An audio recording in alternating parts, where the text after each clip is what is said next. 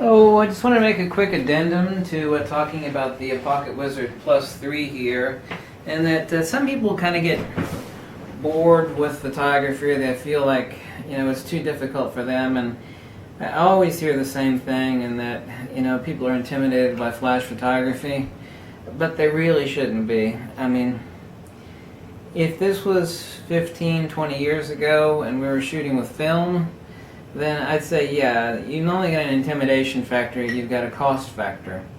And that you need to keep track of what it is you did, process the film, and either be an expert at looking at negatives, which takes a while to develop, and or printing it out, and it's all time and money. But you just don't have any excuse anymore. The excuses for flash photography intimidation, it's like being afraid of dragons. Like, I don't want to go down the street because the dragon might get me. You don't have to pay for film processing anymore, and you don't have to worry about looking at negatives. And how long does it actually take to check your mistake? As long as it takes for your DSLR to bring up the image on the back of your screen. Now, as much fun and as expensive as flash photography is, and it is a lot of fun, if you're going to get into flash photography, which you definitely should, especially, it's just, to advance your skills, you can have skills regardless, flash photography or not, but to advance your skills to the next level, Mother Nature is not that friggin' cooperative. That's why we created houses, and we created air conditioning systems. We got tired of beating away critters and sweating our asses off in the middle of the night.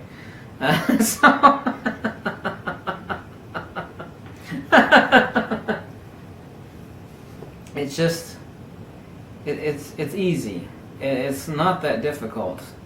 You just should not be intimidated by flash photography. As far as stepping up your skills and getting into flash photography, the next step within that is remote triggers. Now, if you want to buy the cheapy, pretty unreliable Yuangyus, that's fine. They're obviously a lot cheaper. These are $150 a pop. Everybody that has these never gets rid of them. That's why it's basically impossible to find them used, because, well, nobody gets rid of them. And like the guy I bought 4 of these SB28 speed lights off of a week ago. I was like, you got anything else for sale? So you got any remote triggers? He's like, oh, I'm never going to let go of my Pocket Wizards. It's like somebody's firstborn child or something. You just don't part with it. So effective. I mean, the possibilities. Once you get into flash photography, you got this huge honking studio strobe, which... it not only is a pain in the crotch to haul around, and it's certainly a lot more fragile than any speedlight is, but you have the issue of having to buy a big honking expensive power pack for it. And so you got this huge case with your strobe, your studio strobe, and it's important for taking, high-end on-location strobist photography. But planting speedlights, like, some people called it Easter egging. I forget, somebody back in photography school called it Easter egging, about planting these where you need to plant them. Say you're filming an event or something. You can hang one of these in a bush and use a remote trigger, like late at night. Stick your shutter on the 3-second exposure and hit your Pocket Wizard as the bicyclists go by, or whoever, to capture the crowd. You plant these wherever you want. You stick them on the little base, stick them in a bush, hang them from a tree. I've seen people actually hang these from a tree in an event to use as a fill flash. And they'll tie the string around the tree, and then when they're done, they'll let it down. The creativity possibilities of this are just endless. Stick it in a car. You'll actually stick one of these on low power in someone's lap. And you're like, how am I going to shoot somebody in a car? Because I got to shoot through the windshield, and you'll never see the person behind the car. To take those really professional shots. Like, I want to capture the driver, but I also want to capture the car. Well, you stick one of these in someone's lap or over in the passenger seat pointing up, the driver. The possibilities are just so limitless. And you just take this little package wherever you want to stick it. You know, now this sounds kind of perverse, but it's not. It actually made a beautiful shot. It's a late evening shot. Someone did a time exposure, a buddy of mine, and this woman had a flowing dress, and she was spinning around, and it was because she had a translucent dress, so she was spinning around the speed light pointed directly up at her crotch, and it sounds perverted, but it's not.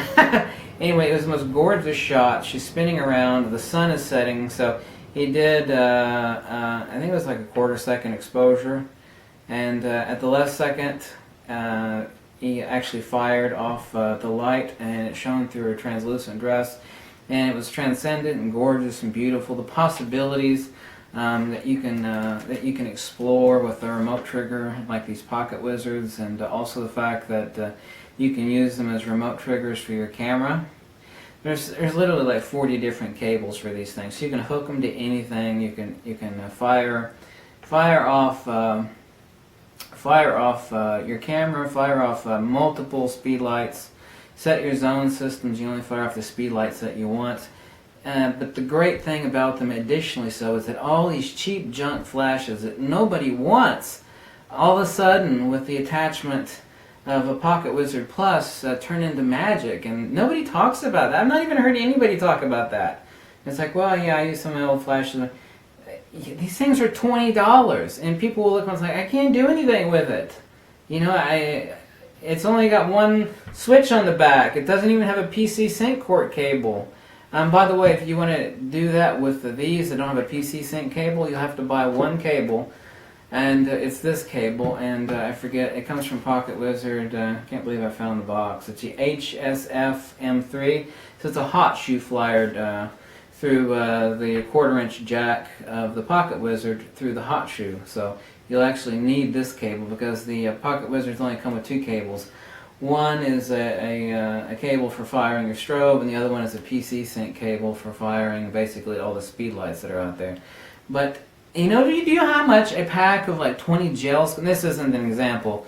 This is actually just a demo model. I mean, you get the same idea. I mean, how much what you can actually do with buying a speedlight gel pack. They actually wrap around with rubber band. You can get a pack of 20 or 30, I think for $10. They'll last forever. You have so much fun with them.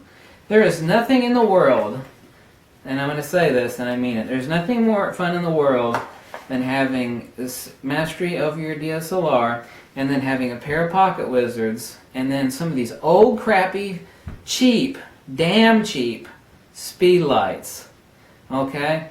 And then a $10 set of gels. You just wrap them around there, whatever the hell color you want. They tie off with a rubber band, basically.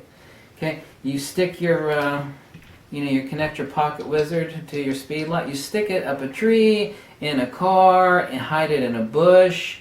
Use it as a backdrop. I'm putting it on a little miniature tripod at the very base of my background back here, and I can change this background. I can feather it up by pointing it up so the light feathers out blue, green, purple, whatever the hell color I want. It's like, well, it's just a little.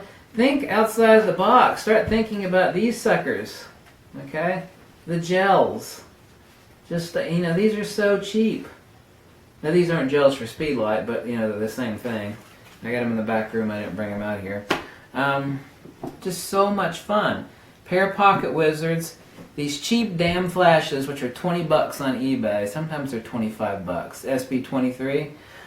Or ones that you have a lot more capability with, like the SB24 or 26 or 28. Now, it just turns these into magic. You put one of these little $4 foot stands on it. You stick it somewhere, behind someone, do outdoor portraiture. You point it up at the back of their head behind. You will create amazing portraits. Like, oh my God, your pictures are so awesome. And it's not difficult. But you really, the point is you don't have any excuse anymore because you can train yourself. It's like, okay, this is off, I'll adjust this.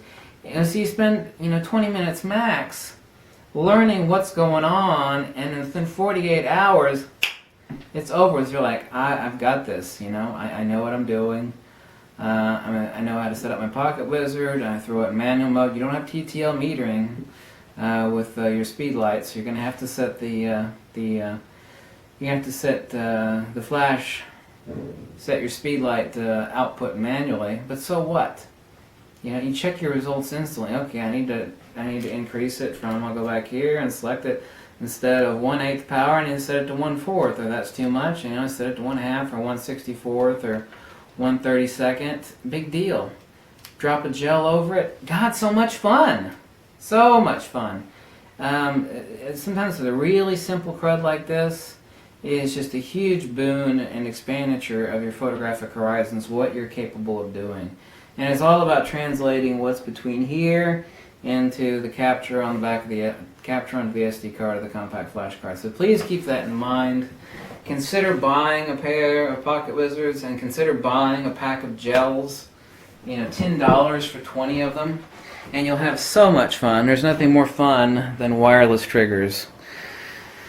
Fun, fun, fun, fun, fun. Thanks for watching. I'll catch you later. Bye. I'm gonna go drink some coffee and get crazy. By get crazy, I mean drink more coffee.